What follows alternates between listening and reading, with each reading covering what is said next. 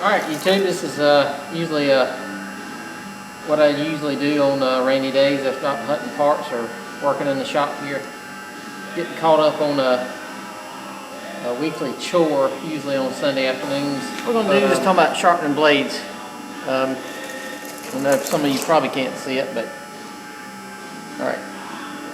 Well, this is an old mulching blade, and I'll keep these sharpened if I run behind on a set for the week or something, or I get behind. I'll just throw a set of these mulching blades on there, and they'll do the same thing. I usually don't run the mulching blades, and it's getting close to the end of its lifespan, but I usually use the high lift blades. You see there, and I take a can of course, Farmall Red, and line just paint it to make sure when I put it on the shelf I know that it's been sharpened, and it keeps it from rusting. Also, you can dip it in oil if you want to, but I just usually take and spray one time across the front of the cutting edge to sure it doesn't rust, and as a marker to know that I have sharpened these already and they're balanced. I do balance all my blades, so that's what I usually use all the time. But this is what I'm going to show you, and I don't do anything to the back side of these. I usually just use those up. Most of the time I use these on the bagger and on the one mower that has the mulching kit or the deck. It's got a section where you can shut the deck off. So there's a blade that hasn't been sharpened yet, and I know some of you probably are, oh, that blade there is good still, but you've got to keep and I forgot what the specs now is, but Toro has, but I keep mine sharp at I forgot what the degree now is, but as you can see there, maybe if it'll focus, but you can see that's what I do there. That one there got a little hot. When it turns a color, you can lose the temper in the steel, so try not to, when you sharpen these, get these too extremely hot. I usually keep a bucket of water sometimes, and I'll dip it if it looks like it's starting to turn color. What I have here is a Wall Enterprise blade sharpener out of New Whiteland, Indiana, and they are still in business. And this is a BG21, so it's on the smaller scale of the blade sharpening units they have, and I think now they've got some stuff that's way past this here. So this is kind of an old. This unit here is probably 20 years old at least, but it works. And like I say, plug it in, and I put my light up here. There we go. Maybe that'll be a little better. But I'll show you the process of what I do sharpening the blade. So, all right, go ahead, and it spins clockwise. So when you're going into it, this here gives you that professional edge, like when you buy them brand new. And I can get anywhere from 4 to 6 or 7 sharpenings out of a blade. I sharpen them every week. It pays to buy good quality blades. Because they hold the edge longer. And this machine doesn't work on the wavy type of blades like you would see on your Cub Cadet, your box store mowers. It only works on the straight edge blades, which that's what you mostly find in the landscape industry or the professional zero turns. So, but all right, we'll go ahead and sharpen this side, the side that it's good to keep like good sharp edge. And some people say, oh, you don't have to take them back to razor. I do. That's just my preference. But the sharper that blade is,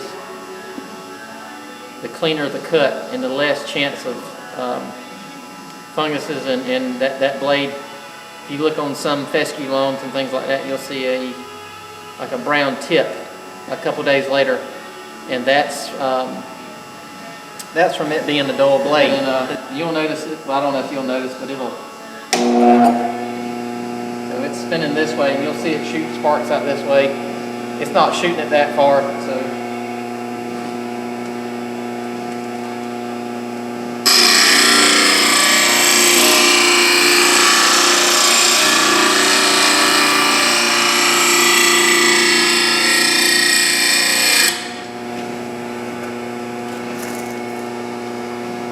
I don't know if you can see this or not, but it took a little bit off the top, so you can see this. As this stone wears, a really coarse stone. This stone's about like what your angle grinder would be, maybe a little bit more coarse. But as it wears, I will have to take and I will have to lower it to keep that pitch. And I have a gauge somewhere around here that I slide in there to give me that angle that I want. So, but I'll go ahead and keep sharpening here.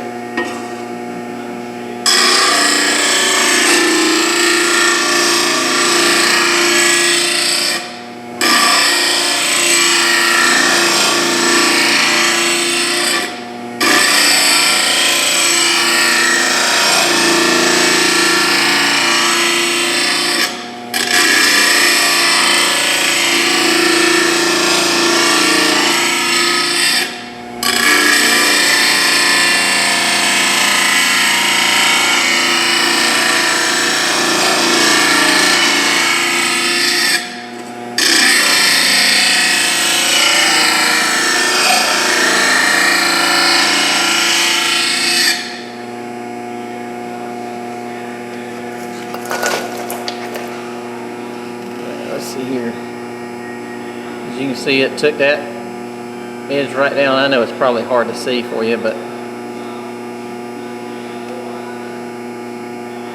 can see there. And it too, along here, usually the center tends to wear more. When I change my blades out, I always look at all three blades, and whichever one is wore the most, I usually put it on the discharge side.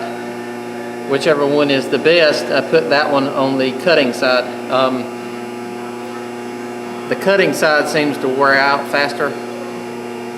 The discharge side, not usually you take the three and you, like I say, you take the most wore out blade, you put that on the discharge side, and you put the best blade on the cutting side, and whatever is in between the two, you put it right in the center. And you just keep them rotated out. But on this blade here, this is just from doing it enough, but it will, a lot of times it will wear the blade down like this. It will wear this side out quicker. The center will round off more. Not sure why, but usually from about the halfway mark out, it wears. Does the majority of the cutting. The back here doesn't really do that much, so I'll turn this back around for you. But so you really need to make sure you have at least the halfway to the end here sharpen the best. And actually, when I run it across the sharpener, it evens it out. If it's wore more down here, this side of the blade will tend to drop and be rounded off more. It will actually square it back up. So I know you can't see me here, but what I'm going to do is I'm going to stick this on the balancer, stick this on the cone here, bring it out forward. You see it's pretty well balanced. Get it, set it straight. Don't fall, pop it off. In a paint here.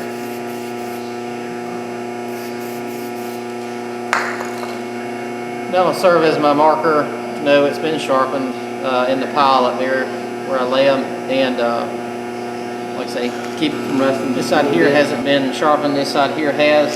We'll go ahead and show you how balancer works. You see that heavy side falls down. Whether you sharpen by angle grinder, professional sharpener like this, or a file, you need to balance them, because that's a key thing for the bearing in your spindle. It's like an out of balance tire. It will vibrate. In some cases, just uncontrollably, it'll shake it all to pieces. it helps your spindle life. You need to make sure you balance your blades, whether it's putting it on an old nail. I used to use a nail. This here is more precise now. It makes me have to sharpen more. But you can tell which side. But you do need to, like I say, really key thing, having them sharp is nice, is a plus, but having them balanced will save your mower in the long run. Also, on your cutting edge, if you have any nicks, like where you struck a rock or any indentation in the cutting edge,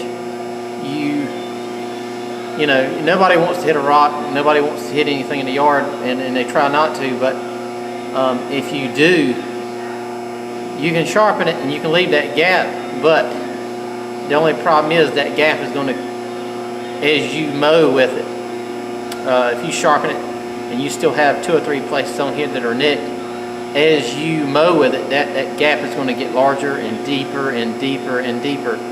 So, and I hate to do this, but when I get a nick, a bad nick or anything in the blade, you have to carry that cutting edge back to where that indention's not there anymore. Because, like I said before, if you don't, it will just keep getting larger and larger and larger. So unfortunately, you have to carry the other side back too on the blade, because since you took that much material off of here on this side, the other side of the blade, this side here will be out of balance. So you have to take that much more, even though this side may not have a nick in it. You're going to have to carry this back when you balance the blade. So just keep that in mind. Make sure you balance them. Make sure you have a good edge on it.